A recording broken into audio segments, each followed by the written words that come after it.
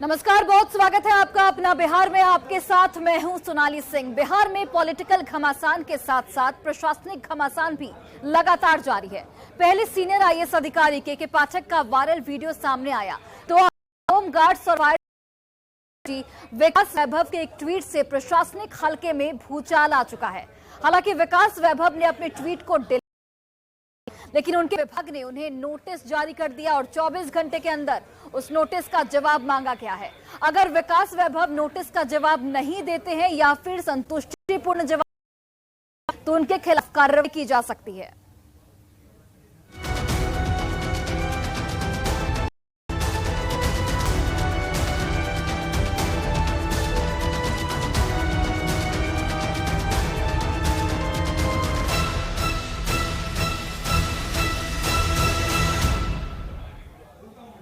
तो होमगार्ड्स और fire services के आईजी विकास वैभव और डीजी शोभा होतकर विवाद में सबसे ताजा खबर यह है कि डीजी शोभा होतकर ने विकास वैभव की छुट्टी की अनुशंसा करने से साफ तौर पर इनकार कर दिया है। साथ ही भेजकर विकास के भीतर जवाब मांगा है। विभाग ने विकास वैभव के वायरल ट्वीट पर जवाब मांगा है, जिससे विवाद बढ़ने के बाद विकास वैभव ने डिलीट कर दिया था। अपने ट्वीट में विकास वैभव ने अपने विभाग के डीजी शोभा होतकर पर गाली गलौज करने और प्रताड़ित करने के आरोप लगाए, फिर 60 दिनों की छुट्टी पर जाने की बात कही। और इस खबर पर अब ये बड़ा अपडेट आ चुका है कि डीजी शोभा होतकर ने छुट्टी की अनुशंसा करने से साफ तौर पर इनकार कर दिया है। साथ ही उनके ट्वीट पर कारण बताओ नोटिस जारी किया है, साथ ही जवाब भी मांगा गया है।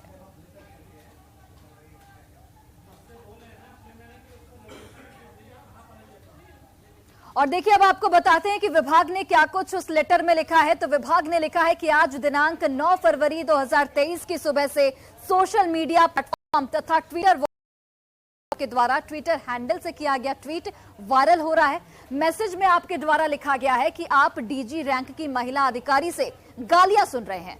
उक्त तथ्यों के समर्थन में आपने ये भी लिखा है कि आपके द्वारा रिकॉर्ड भी किया गया है। उपरोक्त तथ्य से स्पष्ट है कि आपने सोशल मीडिया के माध्यम से पर लगाकर उनकी छवि धूमिल करने का प्रयास किया है। आपका यह कृत्य अखिल भारतीय सेवा आचार नियमावली 1978 के अधिनियमों के प्रावधानों के प्रतिकूल है। वायरल के द्वारा रिकॉर्डिंग किए जाने की बात को पब्लिक डोमेन में लाया गया। इससे स्पष्ट है कि आपके द्वारा में होने वाली चर्चा यह आपकी गलत मंशा का दुरुपयोग दिखाता है। यह ऑफिशियल सीक्रेट्स एक्ट के सुसंग प्रावधानों का भी उल्लंघन है। आपका उक्त आचरण एक वरीय पुलिस अधिकारी के आचरण के स्वर्था प्रतिकूल तथा आपकी अनुशासनहीनता, कर्तव्यहीनता एवं विधि विरुद्ध कार्यों का द्योतक है। कृपया 24 घंटे के अंदर अपना स्पष्टीकरण समर्पित करें, नहीं तो आपके इस आचरण के खिलाफ अनुशासनात्मक कार्रवाई की अनुशंसा की जाएगी। तो ये लेटर विकास वैभव को जारी किया गया है। उन्होंने अपने ही विभाग पर कई गंभीर आरोप लगाए थे।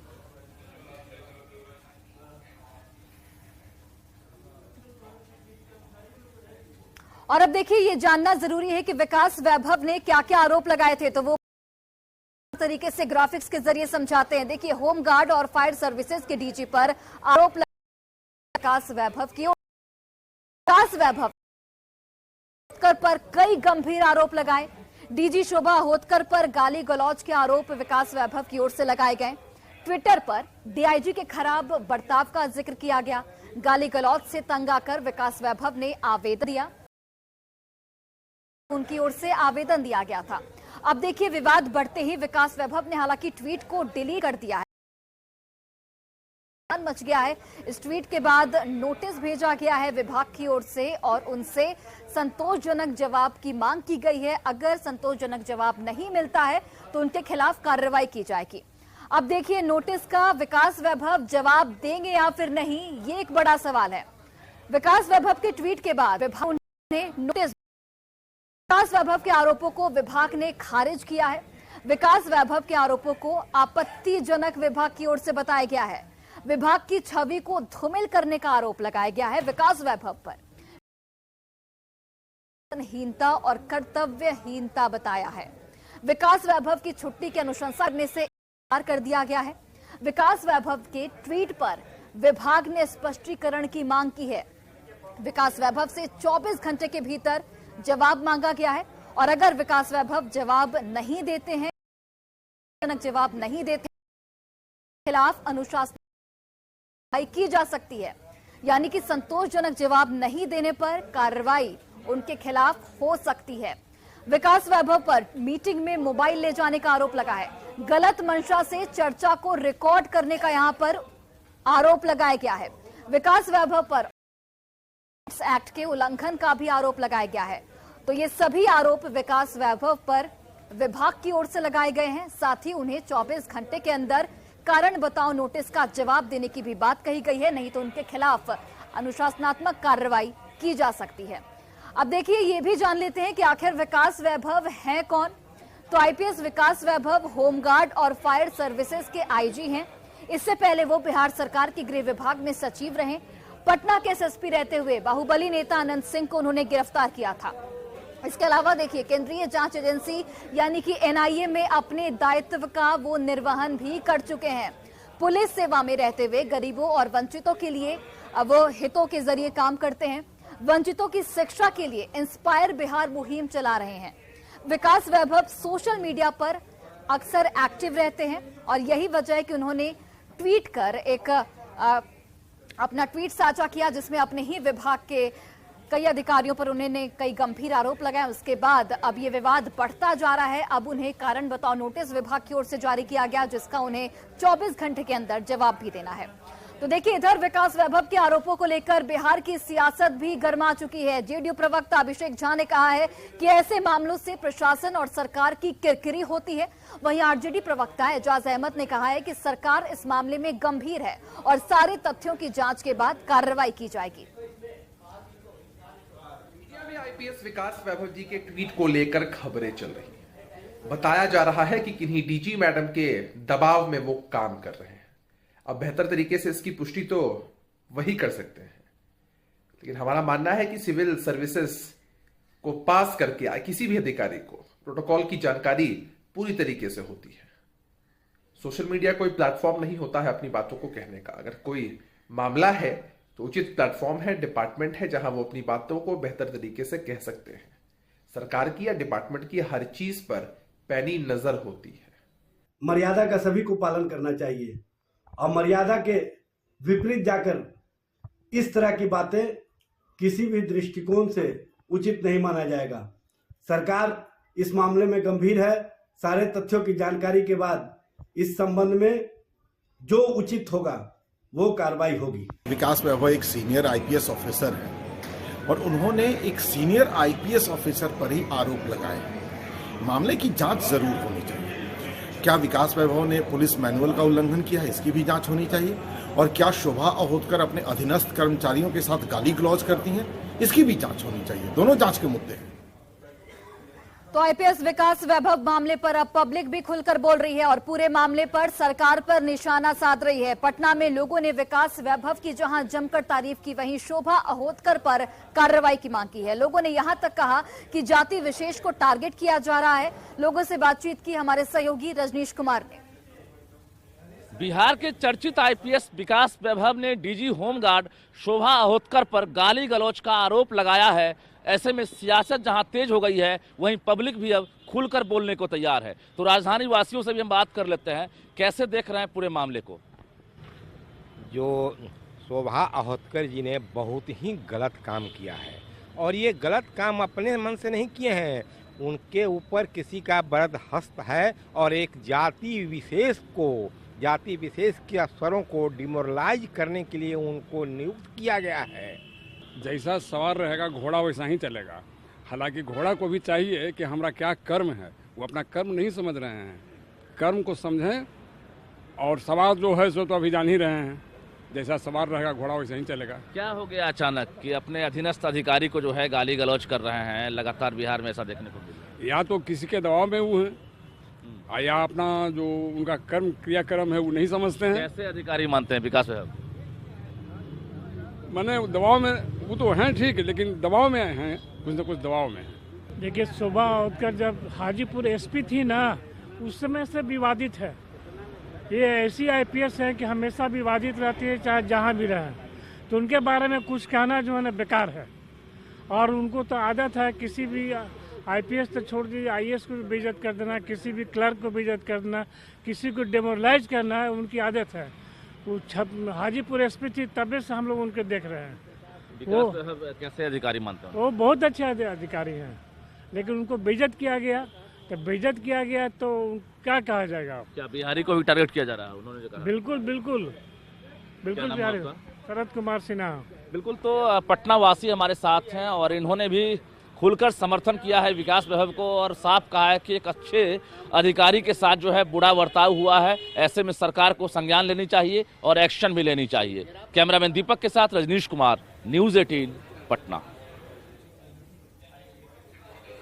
वही देखिए, जेडीयू एमएलसी राधाचरण शाह और उनके सहयोगी अशोक कुमार के ठिकानों पर आयकर विभाग की छापेमारी खत्म हो गई है। 3 दिनों तक चली छापेमारी में आयकर विभाग की टीम ने राधाचरण शाह के सहयोगी अशोक कुमार और उसके बेटे जीवन कुमार पर बेहटा थाने में एफआईआर दर्ज करवाया है। उन पर सिंडिकेट बनाकर बालू का काला कारोबार करने का आरोप लगाया गया है। राधाचरण शाह के पास से 91 लाख कैश मिले हैं, वहीं अशोक कुमार के पास से 51 लाख कैश जब्त हुए हैं।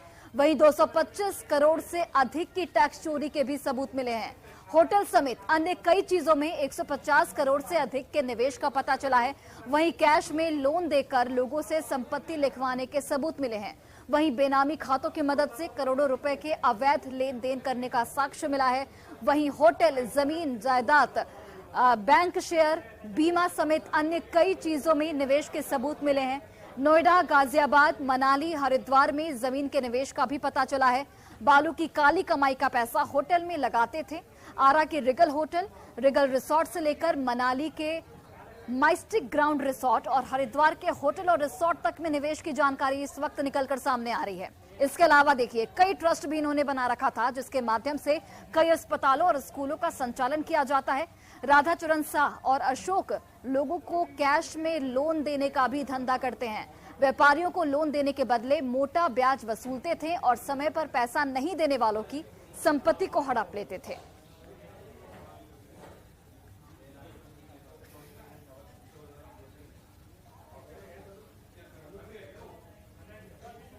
और वहीं रोहतास की डेहरी में एक महिला मुखिया के घर पर आयकर विभाग की टीम ने दबिश दी है। डेहरी के चकनहा पंचायत की मुखिया पूनम यादव के घर पर आयकर विभाग की टीम ने 15 से अधिकारियों की टीम है जो पुलिस ने छापेमारी की।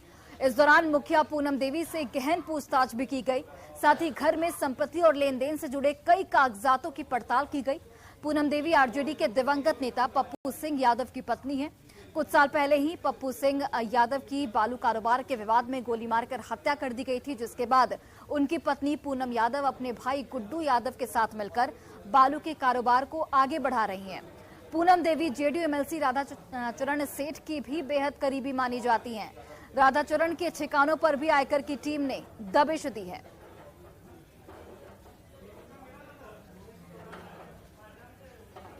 और वही देखिए, बिहार में 3 दिनों से बालू माफिया के यहां छापेमारी पर प्रदेश बीजेपी अध्यक्ष डॉक्टर संजय जायसवाल ने निशाना साधा है। संजय जायसवाल ने कहा कि बालू माफिया को सरकार से संरक्षण मिल रहा है। बालू व्यापार के लिए निगम के माध्यम से अधिकारियों के द्वारा कंट्रोल किया जा रहा है और ऐसे में सीएम बताएं कि मंत्री से अलग कर निगम के माध्यम से अधिकारियों के द्वारा बालू का व्यापार आखिर क्यों किया जा रहा है। ये के साथी थे तो भी मैं लगातार नीतीश कुमार जी को यह बात कहता था कि बिहार में शराब माफिया और बालू माफिया, इन दोनों को सरकार के तरफ से, सरकार के अफसरों के तरफ से कहीं ना कहीं प्रश्रय मिल रहा है। और अगर बालू माफियाओं की सही में जांच होगी तो यह 10,000 करोड़ से ऊपर का घोटाला मिलेगा। और बड़ी खबर नवादा से है, जहां पर बदमाशों ने युवा व्यवसायी को घर से बुलाकर गोली मारकर उसकी हत्या कर दी है। घटना रूपो सहायक थाना क्षेत्र के चरौल गांव की बताई जा रही है। सूचना के बाद मौके पर पहुंची पुलिस इस मामले की जांच में जुट गई है। मृतक व्यवसायी की पहचान अमरदीप साव के रूप में हुई है, जो मनसागर गांव के रहने वाले हैं। बताया जा रहा है कि व्यवसायी चरौल गांव निवासी शिक्षक कुंदन सिंह के यहां पर पहुंचे थे, जहां शिक्षक के भतीजे छोटू सिंह ने व्यवसायी को गोली मार दी। फिलहाल पुलिस इस शव को अपने कब्जे में लेकर पोस्टमार्टम के लिए भेज दिया गया है और इस पूरे मामले की छानबीन में जुटी हुई है।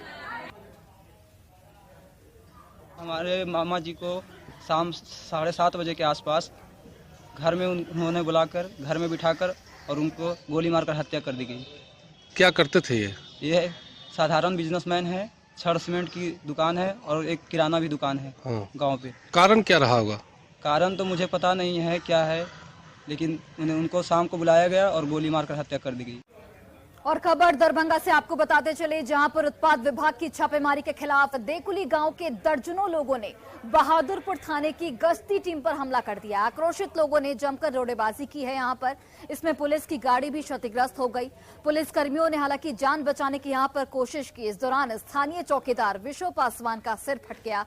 वहीं दारोगा प्रीति सिंह भी चोटिल हो गई हैं। पुलिस पर हमले की सूचना पर कई थाने की पुलिस मौके पर पहुंच गई। इसके बाद स्थिति को नियंत्रण में किया गया। जख्मी चौकीदार और चोटिल दारोगा को बहादुरपुर प्राथमिक स्वास्थ्य केंद्र में भर्ती कराया गया है। बताया जा रहा है कि जहां यह घटना हुई वहां पर उत्पाद विभाग की टीम छापेमारी कर 2 महिला को शराब बेचने के आरोप में गिरफ्तार कर लौटी थी। महिला की गिरफ्तारी से ग्रामीण नाराज थे और इसी वजह से उन्होंने पुलिस टीम पर हमला बोल दिया।